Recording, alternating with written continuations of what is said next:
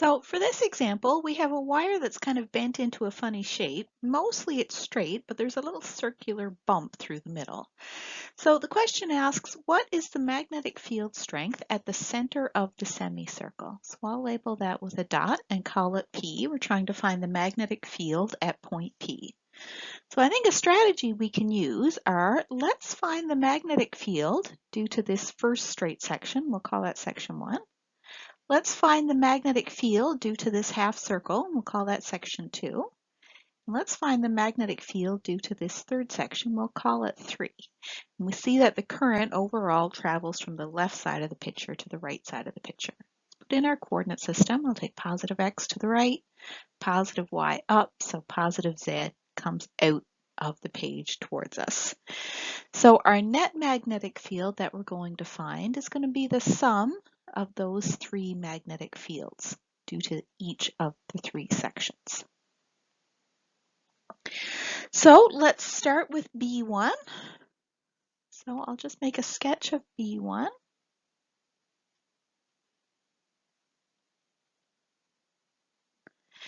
I want to use the Biot-Savart law, so I'll need to identify ds, I'll need to identify r, and I'll have to identify r hat.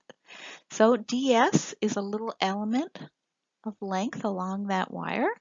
The direction of ds is the same as the direction of the current, and the current is going from left to right, trying to find the magnetic field at point P. Our vector r is from ds to our point, so from here to here is vector r.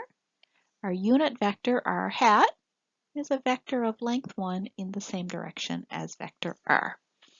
Okay, let's look at applying our Biot-Savart law. So our Biot-Savart law says that our magnetic field B1 is the integral of mu naught over 4 pi times I times ds crossed with r hat over r squared. Now, ds cross r hat, notice that ds is to the right, r hat is to the right.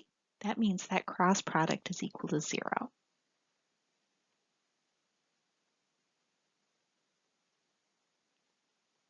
And that's because ds and r hat are parallel vectors, and the cross product of parallel vectors is equal to 0.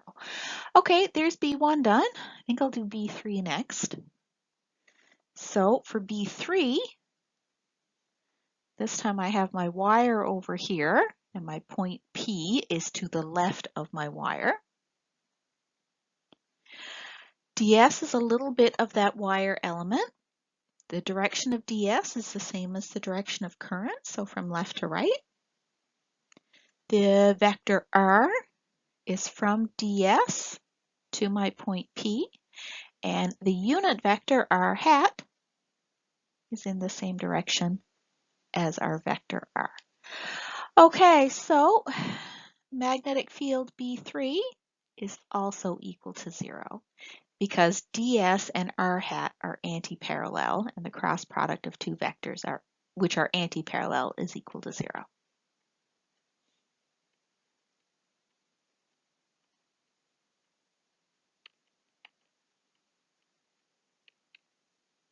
Okay, so that means the last bit we have to deal with is B2, and I think I'll work on that on the next slide. Let's work on B2 next and last. So let's start with a new picture. So I've got a half of a circle of my wire. Trying to find the magnetic field at point P, I identify a little element of that wire, ds. The direction of ds is in the direction of the current. It flows from the left-hand side of the figure to the right-hand side. I'll draw my vector r on my picture. And r hat is my unit vector that is in the same direction as r. If you do your right-hand rule, you put your thumb in the direction of ds, you put your index finger in the direction of r hat, your extended middle finger shows your direction of the magnetic field. That's going to be into the page. So we've got the direction.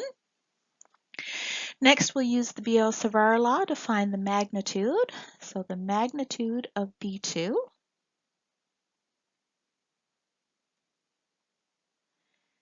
is equal to the integral of mu naught over 4 pi times current I times the magnitude of ds cross r hat divided by r squared. So little r here in our picture is equal to the radius of the circle,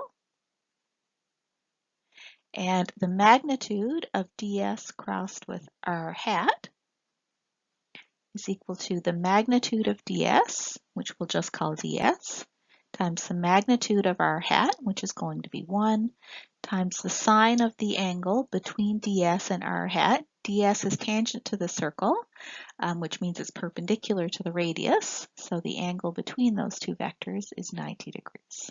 So that's equal to ds.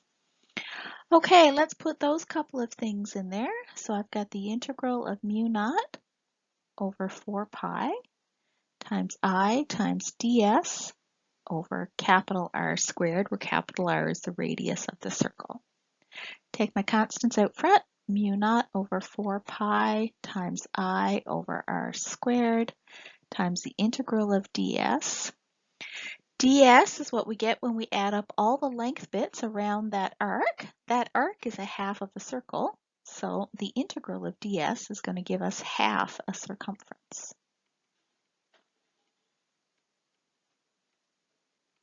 So 1/2 of 2 pi r. So mu naught over 4 pi times I over r squared times 1/2 of the circumference, which is 2 pi r.